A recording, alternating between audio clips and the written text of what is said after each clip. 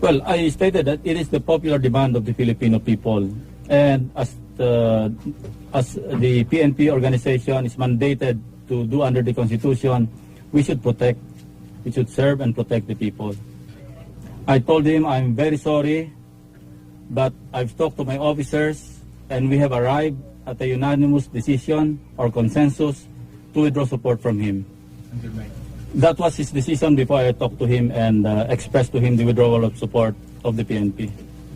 We are still a cohesive organization, and we still have the department heads, to get orders from. Are you going to EDSA right after this general? Not anymore. That's the reason why we thought it wise to declare our withdrawal of support right here in our camp, in Camp Crame. So, gentlemen, I think that's all.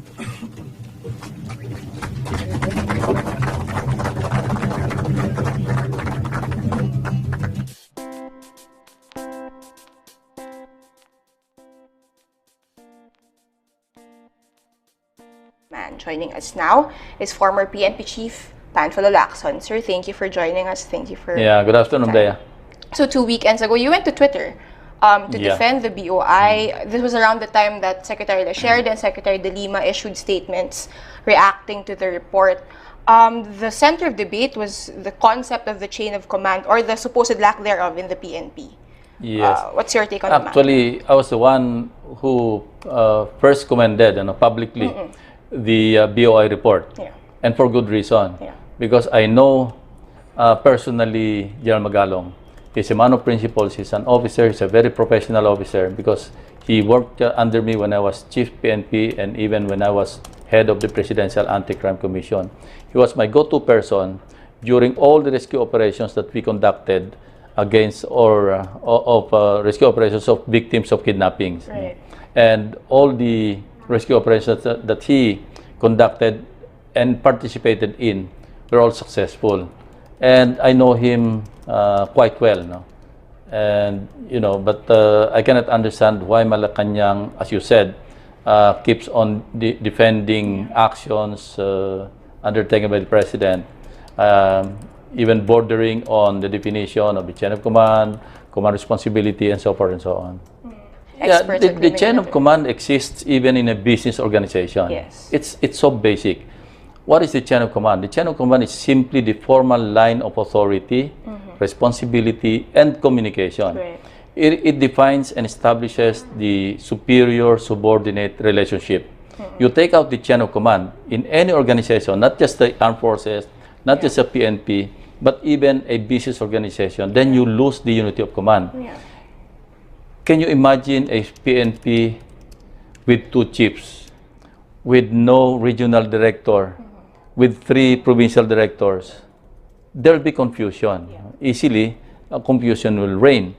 And that's the reason why the chain of command is very important to be adhered to be practiced by members of any organization. Because, as I said, it is the formal line of authority, responsibility, and communication. How do subordinates and superiors in an organization communicate? Through the chain of command. How do they assume responsibility or exercise authority? Through the chain of command.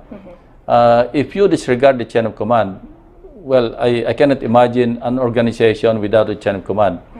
It is depicted graphically, usually in an organizational chart. That's the reason whenever you are briefed by a company, a corporation, or by the PNP, makikita mo kagad doon there's an organizational chart. This is the flow chart, yung communication.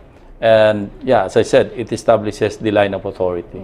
There seem to be 2 chiefs. The PNP seem to have 2 chiefs PNP at a time. Yes, an OIC and a suspended Chief PNP. So that's when the confusion started to be felt even by the President, the PNP, and the actual forces on the ground.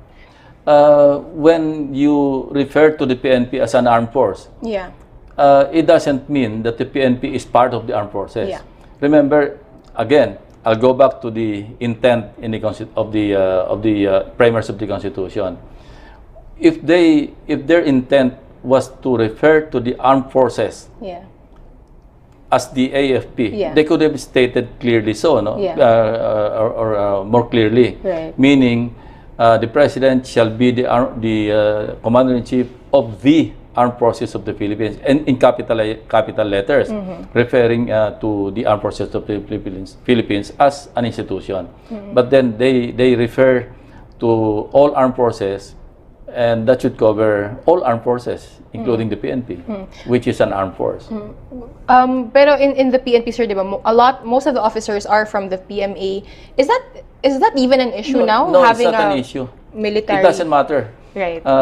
As long as a unit or an organization is an armed force and recognized under the Constitution as an armed force, then they're covered by the Commander-in-Chief provision. Right. Under Article 8, Section 18. Right. Article 7, I mean. For 13 months, I lived the life of a prisoner outside a prison cell. The only difference from one who suffers in confinement is that I could, on my own free will, navigate my movements using the best of my instinctive compass. I had only one rule to follow: do not get caught.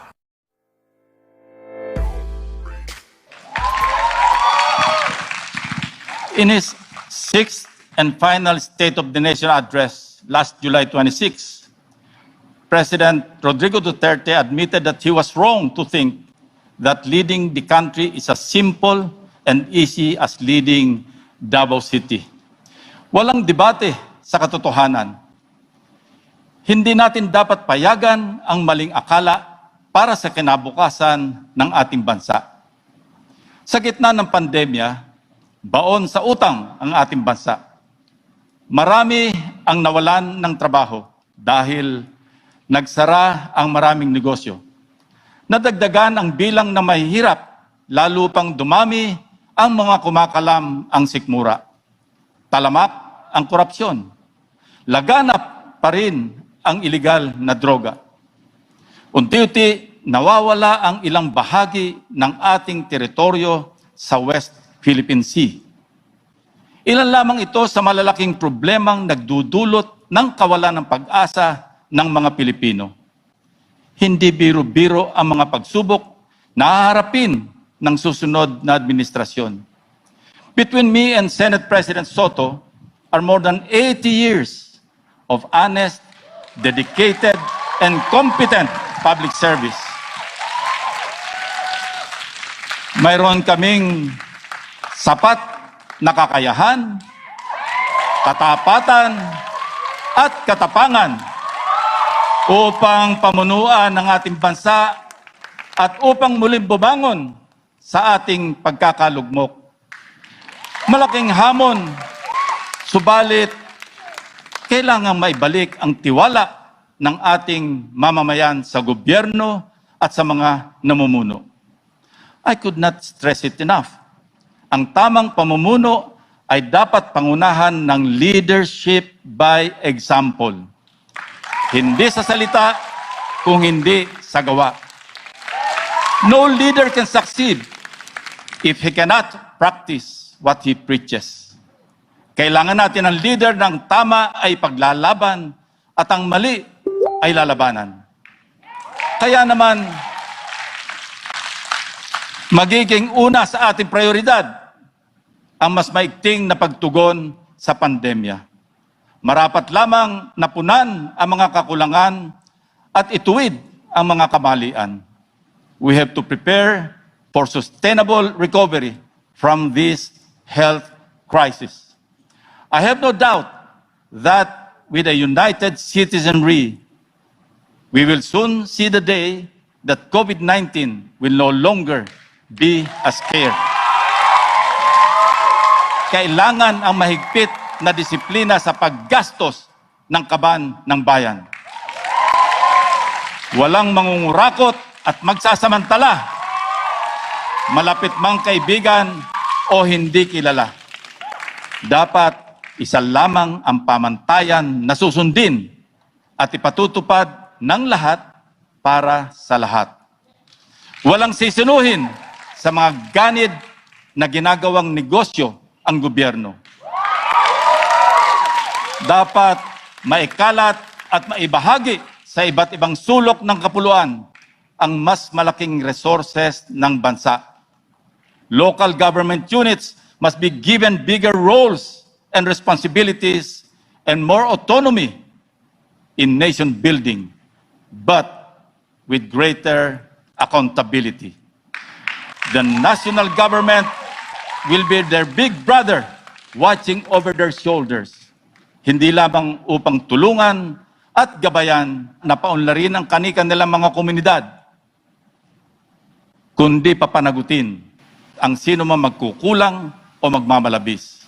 Konting tiis na lang, malapit na, makakaahon na tayo. As we speak, we are in the process of drawing up a roadmap or a master plan that will serve as our platform of government that we intend to present to our people. After all, sa takdang panahon, kayo ang magdidesisyon kung karapat-dapat ba kaming pagkatiwalaan na mamuno sa ating bayan. We are nearing the crossroads of our nation's modern history, and we cannot afford to choose the wrong direction in charting the course of our nation in the next 6 years. Having said all that, with all your help and cooperation, this is where Tito Soto and I intend to steer our country from despair to hope, from apathy to empathy, from fear to trust, from poverty to prosperity, from self-pity to dignity. The Filipino deserves no less.